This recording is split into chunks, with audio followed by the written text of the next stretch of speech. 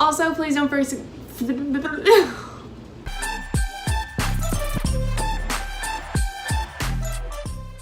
Good morning everybody and welcome back to my channel. Today is Monday. I love a good old Monday lately. By the time you guys are watching this, it'll probably be Tuesday. I hope you are all having a great Tuesday.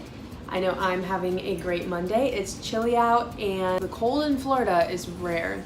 So today we are going to talk about macros versus counting calories. This was a really highly requested video because a lot of people think that it's either or, but really we're gonna get down to what it actually is when you're counting macros versus when you're counting calories. I've decided to move the vlogging room over to my bedroom because it's white and bright and I am a white and bright kind of person. And Loonies likes to join us for all of these vlogs lately.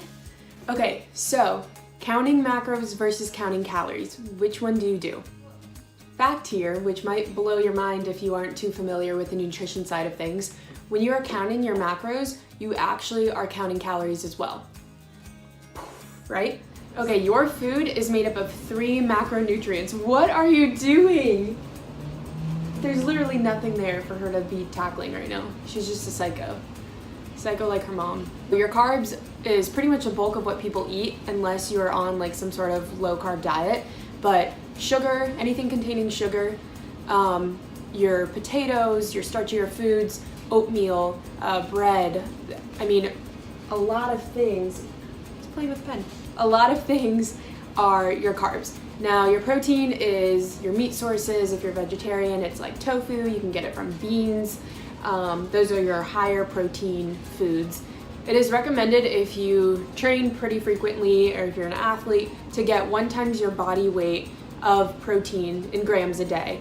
So for me, I weigh 130-ish pounds and I shoot for 130 grams of protein. Now you can do a little bit over that. It's like 1 to 1.8, I think, which 1.8 is a lot. I tend to get bloated if I eat that much protein. And I wouldn't really recommend it to some people. I guess everybody's different. But protein is essential. You need your protein. Lastly, you have your fats. Your fats are going to be in sources like butter. Your good fats are from eggs, nuts, chia seeds, salmon, avocados. Those are going to be your good sources of fat that you should be taking in pretty frequently. A lot of women, if they cut out fats too much, like drastically, they'll lose their period because that's how important fats are to your hormones and just bodily function in general. Now, taking those 3 macronutrients, your protein, your carbs, and your fats, your protein, for every gram of protein you have, that's 4 calories. For every gram of carb you have, that's also 4 calories. And then for every gram of fat you have, it is 9 calories. So if you decided to track your macros for, let's say, a week, and that's all you wanted to do just to see what you typically take in, a lot of people will notice that their carbs and their fats are much higher than their protein. And if you're eating too much carbs or too much fat and you leave out the protein, typically it's hard to lose weight or to stay lean year round. Okay, so if you look at the back of whatever you're eating and you look at its nutrition label, you'll see the main macronutrients on there, your carbs, your fats, your protein. And you'll see other things like vitamins, your unsaturated, your blah, blah, blah, trans fats. But anyways, if you look at the major macronutrients and then you take those amount of grams and you multiply it per calories, like let's say there's 4 grams of protein in whatever you're eating, and you multiply that by 4, you're gonna get 16. So there's 16 calories coming from protein in whatever you're eating. Now, when you take those macronutrients, the protein, the fats, and the carbs, and you calculate it all, you'll see that the calories don't exactly match up to whatever the nutrition label has on there. This is because the FDA allows companies to add or subtract 5 to 10, depending on how much overall calories is in there, calories to what is actually in there because it makes it a nice whole number, which is kind of weird because why would that matter? But yeah, so if you look, it's always like 170, 180 or whatever you're eating, but it's always ends in like a whole number or like a 5 or something pretty and not a 3 or something. But yeah, that's a little fun fact. So the amount of calories that you're actually intaking tends to be a little bit higher. That's crazy, right? Like, you would never know that. Now the question arises, should I track macros or should I track calories? So if you're wanting to, let's say your goal is to lose weight, right? Really, losing weight comes down to this: the calories you burn versus the calories you're intaking. It's all about that. That's literally it. People like to complicate it and do all of these fad diets. So if you're wanting to lose weight, it's all about being in a caloric deficit, which is eating less calories than you are burning a day. This will allow your body to go towards its fat source as fuel or energy, and that's how you'll lose weight. I would suggest to track your calories for, I don't know, maybe just a week, just to see what you typically eat in a day. And if you notice that you eat way more than your daily expenditure, which you can calculate on bodybuilding.com, there's a few really good resources that tend to be somewhat accurate. And same thing if you're bulking, if you're wanting to put on some muscle mass or mass in general.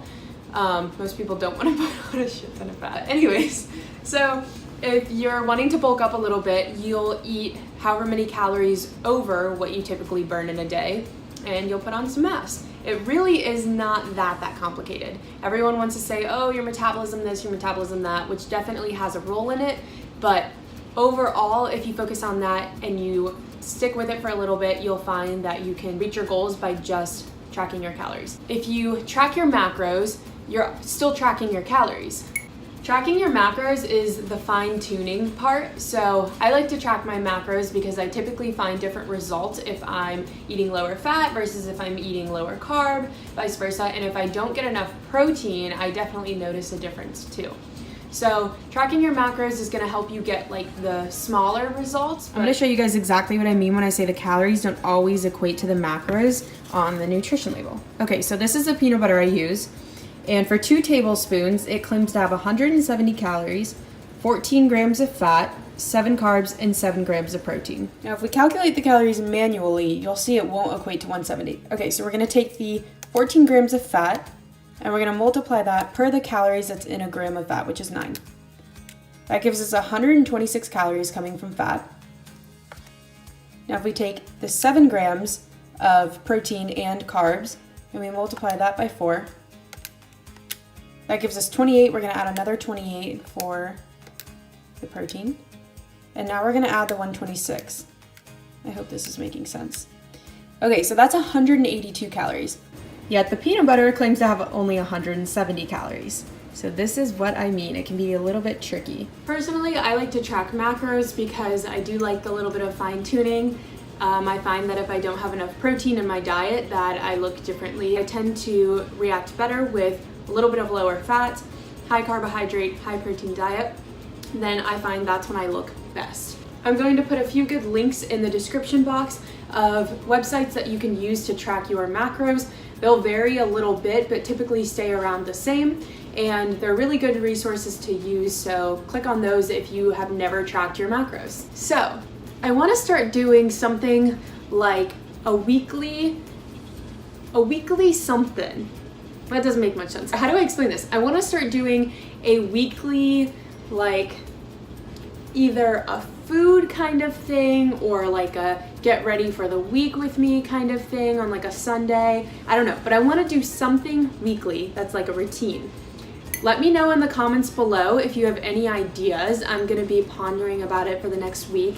And then I might also put up a poll on my Instagram. If you don't follow my Instagram yet, it's Audrey Adams Fitness. Go follow it. I post a lot of stuff on there as well. Let me know what you think. Let me know if you guys have any ideas because I'm not super creative and I've been trying to think of it for a while. But I really want to do that because I think it'd be fun. Create like a little community. Thank you guys so much for watching. I hope you learned a little bit of something about macros versus calories in this video.